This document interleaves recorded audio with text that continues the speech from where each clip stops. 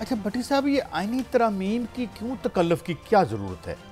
देखें, निहाल हाशमी साहब जैसे देवकामत शख्सियत जो है उनको खड़ा करके किसी शरीफ आदमी पे जनाब वो जो है कीचड़ उछाल दें, या राना मशहूद साहब जैसे तारीखी लीडर जो हैं वो खड़े होकर एक दो धमकियाँ लगा दें तो तरमीम की ज़रूरत पड़ती है। चलें, ये तो बिसाइड द पॉइंट, मैं ऐसी बक रहा हूँ जुनून में क्या क्या कुछ, ज़रा सुनिएगा मरियम साहिबा।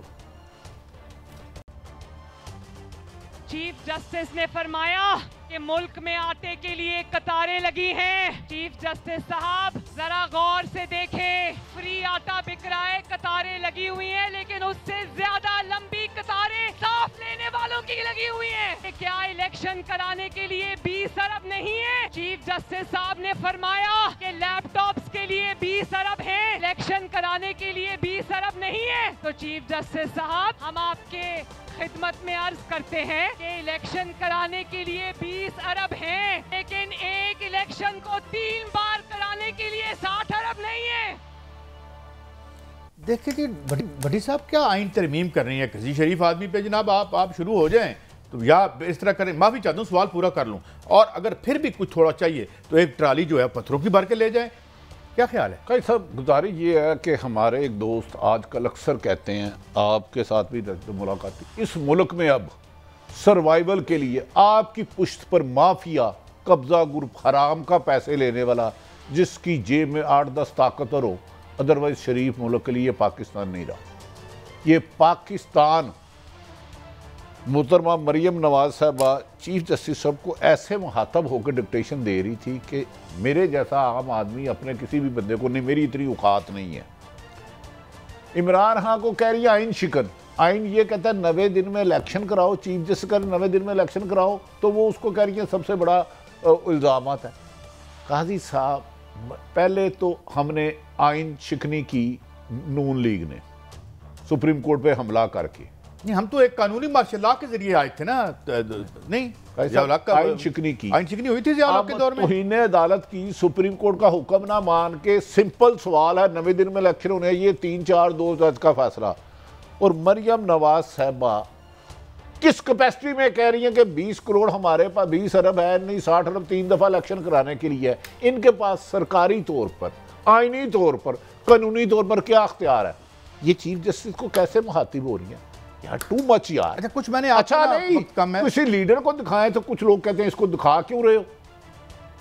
और मोहतरमा 1.5 घंटा खान को तो मैं कुछ बातें ना इतना, अब ये आइन शिकनी और कानून को पांव तले और अखलाकियात को जो दफन कर रहे हैं, राहत तरीन ने जो गालियां दी हैं।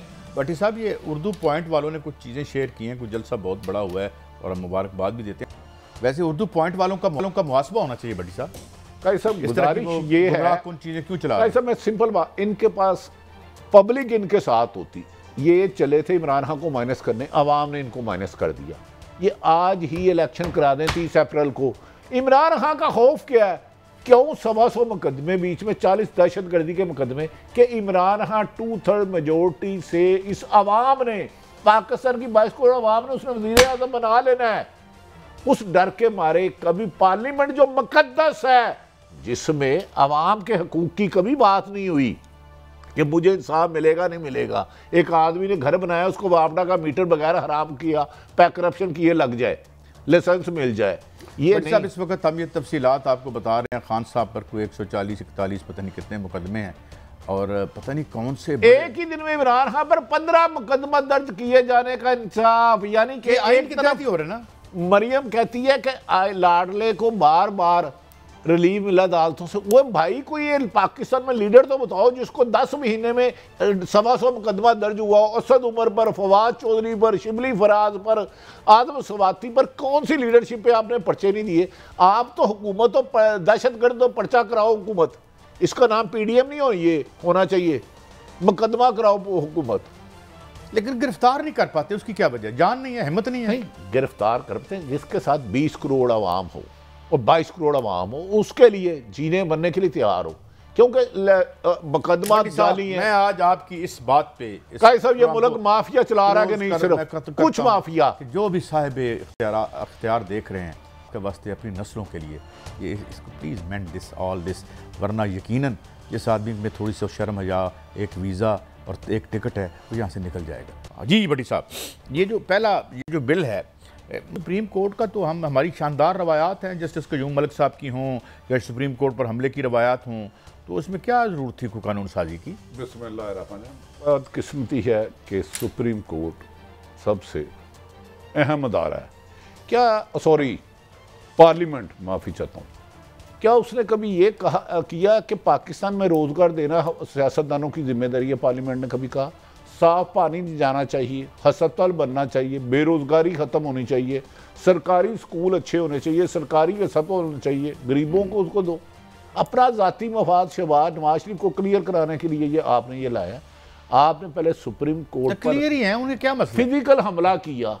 आज आपने, मुझे तो बिलावल भुट्टो की गुफ्तगू पे हैरत हो रही है कि आप चीफ जस्टिस को कह रहे हैं कि उन्होंने कॉन्स्टिट्यूशन रीराइट किया, और भाई यही चीफ जस्टिस थे कि जो कासिम सूरी की अगर सो मोटो लेके ना करते तो आप आज पार्लियामेंट में ना होते। अच्छा राय साहब, ये रहनमाई फरमाएं, आजकल बड़ा शोर मचा है, ये 4-3 का फैसला है, 2-3 का फैसला है, आप क्या समझते हैं ये? क्योंकि आम आदमी तो आपकी तरह माहिर कानून नहीं, क्या ये असल हकीकत है? क्या ये तजादात क्यों है ऐसे?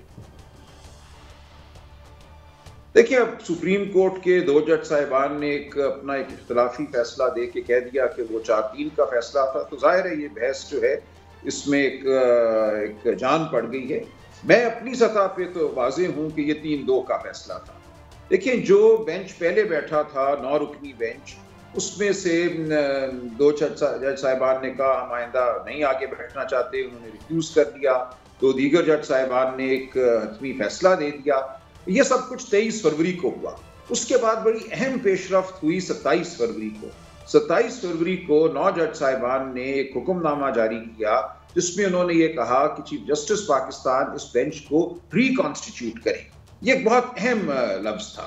रिकॉन्स्टिट्यूशन की वजह से मेरी नजर में मुकम्मल तौर पे एक नया बेंच बन गया, और जो पिछला 9 मेंबर बेंच था उसमें अगरचे 2 जज साहिबान ने फैसला दिया था, लेकिन उस बेंच का कोई फैसला नहीं था, कोई ऑर्डर ऑफ कोर्ट नहीं था, और वो बेंच तहलील हो गया। उसके बाद एक 5 मेंबर बेंच बना जिसमें 3-2 की अक्सरियत से एक फैसला हुआ।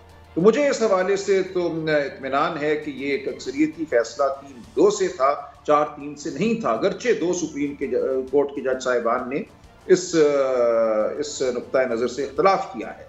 लेकिन मैं बसद एहतराम ये समझता हूँ कि जो रिकॉन्स्टिट्यूशन ऑफ बेंच का हुक्म 27 फरवरी का है वो बहुत अहम है, उसको सामने रखे बगैर कोई बात करना दुरुस्त नहीं होगी। अच्छा राय साहब, ये बताइएगा कि गुजारिश ये है कि इन्होंने जो पार्लियामेंट सुप्रीम है, हालांकि कभी इन्होंने अवाम के लिए तालीम, सेहत, रोज़गार, इंसाफ के लिए कोई रोल अदा नहीं किया। इधर 18वीं तरमीम हो जाती है, BA पास या तीसरी दफ़ा वज़ीर आज़म। क्या अब ये जो अब आइन में तरमीम की है, इससे नवाज शरीफ और मोहतरम जहांगीर तरीन और या जितने भी लोग हैं वो भी इस अपील कर सकते हैं इस केस के बाद, इस अमेंडमेंट के बाद? ये सुनने में तो यही आ रहा है, मेरे सामने अभी मुसव्वदा नहीं आया। देखिए, 2 तरह की अपीलें मुज़ाहिर की गई हैं।